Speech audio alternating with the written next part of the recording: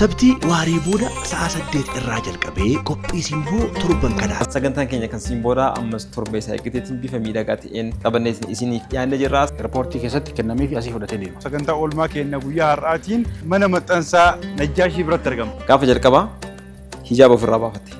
Gurfaawwanni hoteela isiitti lakkoofsa isiin galtullee hin beeknaa dhaqnee itti agarsiifne akkamitti beeytan jedhee nu gadhiisuu didee. Kun dhufe namichi kun kan musliima balleessu naa jedhan. Daa'imman badhaafamuu jechuun waan akkaan nama boonsu takka. Ati kamicha muda warra suntiin birdibsi ta'uun mala.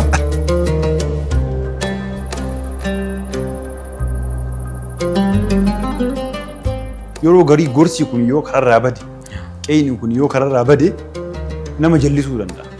Kun carqiin gurraacha keessan malee keenya miti nu gaafachiisu jedhee. Abootee mani habaashii miti. Sabti sa'a 8 irraa jalqabee qophiiwwan miidhagoo kanneenii fi kanneen biroo dabalatee TV Membarii fi toora YouTube Miilaan Miidiyaa irratti nu eeggadha.